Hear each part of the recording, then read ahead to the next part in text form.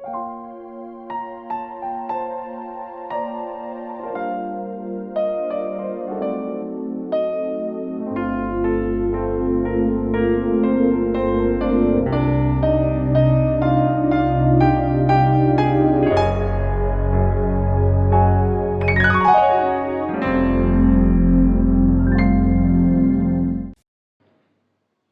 haleluya, haleluya.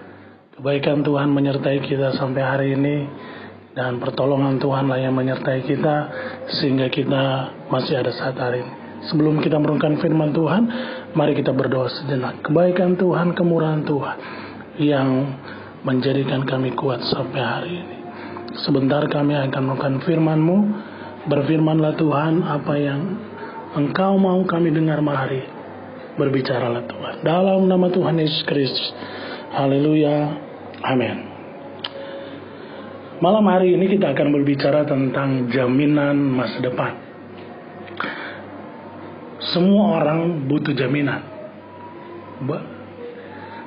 baik itu jaminan kesehatan, jaminan pekerjaan, jaminan hari tua. Maka begitu banyak asuransi yang ditawar-tawarkan kita, tetapi ada hal yang tidak bisa dijamin oleh manusia, yaitu jaminan masa depan. Karena tidak ada satupun manusia atau perusahaan besar dimanapun yang bisa menjamin tentang masa depan.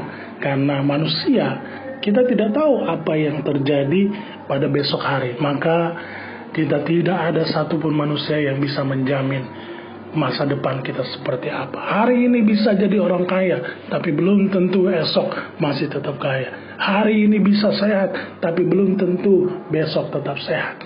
Tetapi sebagai anak Tuhan, maka kita harus percaya bahwa Tuhan menjamin segala sesuatu dalam kehidupan kita.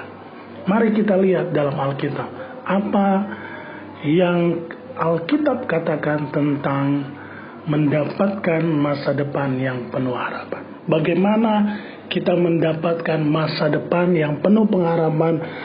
Dilihat dari ayat-ayat Alkitab atau firman Allah. Yang pertama, di dalam Amsal 23 ayat 17-18. Amsal 23 ayat 17-18. Janganlah kamu iri kepada orang-orang yang berdosa, tetapi takutlah akan Tuhan senantiasa. Karena masa depanmu sungguh ada dan pengharapanmu tidak akan hilang. Hal yang pertama yang harus kita lakukan, jangan iri, tetapi takutlah akan Tuhan. Arti kata iri hati adalah suatu kebencian yang disebabkan karena orang lain memiliki sesuatu yang tidak kita miliki, dan ia menginginkannya bagi dirinya sendiri. Ketika kita nggak mendapatkan itu, maka kita menjadi iri. Apa yang Alkitab tuliskan tentang iri? 1 Korintus 3 ayat 3. Dikatakan di situ, karena kamu masih manusia duniawi, sebab jika di antara kamu ada iri hati dan perselisihan, bukankah hal itu menunjukkan bahwa kamu manusia duniawi dan bahwa kamu hidup secara manusiawi? Nah, yang kedua, Yakobus 3 ayat 14 dan 15. Apa yang Alkitab tuliskan tentang iri hati? Jika kamu menaruh perasaan iri hati dan kamu mementingkan diri sendiri, janganlah kamu memegahkan diri dan janganlah berdusta melawan kebenaran. Itu bukanlah hikmat yang datang dari atas, tetapi dari dunia, dari hawa nafsu manusia dan setan-setan. Alkitab mengatakan tentang iri hati adalah 1, karakter duniawi. 2, disebut itu adalah dari setan. Maka hal yang pertama, kalau kita ingin ada jaminan masa depan, jangan pernah iri hati, tetapi takutlah akan Tuhan. Yang kedua, serahkanlah hidupmu kepada Tuhan. Amsal 16 ayat yang ke-13. Amsal 16 ayat yang ke-13. Di situ menuliskan kalau kita harus menyerahkan hidup kita kepada Tuhan, maka Tuhan akan menjamin segala kehidupan kita. Maka Tuhan akan memberkati segala sesuatu yang kita kerjakan. Mazmur 37 ayat 5. Apa yang dituliskan di situ? Serahkanlah hidupmu kepada Tuhan dan percayalah kepadanya, dan Dia akan bertindak. Kita harus menyerahkan kepada Tuhan, baik itu rencana kita, baik itu segala sesuatu dalam kehidupan kita. Serahkan sama Tuhan, maka Tuhan akan memberkati kita. Yang kedua, serahkan hidupmu kepada Tuhan, maka Tuhan akan memberkati kita. Hal yang ketiga, bagaimana supaya kita memperoleh jaminan akan masa depan. Hal yang ketiga, Mazmur 92. Mazmur 92 ayat yang ke-14 dan 15. Mereka yang ditanam di bait Tuhan akan bertunas di pelataran Allah kita. Pada masa tua pun mereka akan masih berbuah menjadi gemuk dan segar, untuk memberitakan bahwa Tuhan itu benar.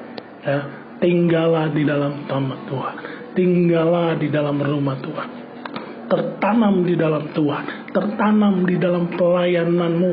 Apa yang sudah Tuhan percayakan melalui pimpinan gereja, dimanapun engkau ditempatkan, maka tertanamlah di situ. Maka Tuhan akan membuat kita dipelihara sampai tua. Bahkan di ayat-ayat Alkitab ini dikatakan bahwa pada masa Tuhan pun mereka masih berbuah menjadi gemuk dan segar. Gemuk itu adalah lambang diberkati Tuhan, Bapak Ibu. Tapi jangan gemuk secara badan, karena itu akan merepotkan kita. Tapi gemuk di sini artinya kita diberkati oleh Tuhan. Yang keempat,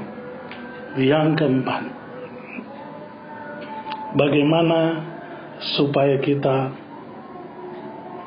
diberkati oleh Tuhan. Yang keempat, bagaimana supaya kita diberkati oleh Tuhan dan kita bisa tahu kita dijamin oleh Tuhan dalam masa depan kita. Yeremia pasal 29. Yeremia pasal 29 ayat yang ke-11. Sebab aku ini mengetahui rancangan-rancangan apa yang ada padaku mengenai kamu. Demikianlah firman Tuhan, yaitu rancangan damai sejahtera dan bukan rancangan kecelakaan, untuk memberikan kepadamu hari depan yang penuh pengharapan. Mari, yang keempat, yang terakhir, yaitu marilah kita suka berdoa. Karena ketika kita berdoa, kita berbicara kepada Tuhan. Pada saat kita berdoa, berarti kita hidup taat akan firman Tuhan. Pada saat kita berdoa, berarti kita memahami kehendak Tuhan. Berdoa di sini dipakai kata suka berdoa, bukan sekedar berdoa, tapi kita sampai di satu tingkat kita suka akan berdoa, menjadi satu kesukaan bagi kita berdoa. Maka Tuhan mengetahui rancangan yang terbaik untuk hidup kita, bukan rancangan kecelakaan, tapi rancangan damai sejahtera. Ayat terakhir di dalam Ibrani 13. Ibrani pasal yang ke-13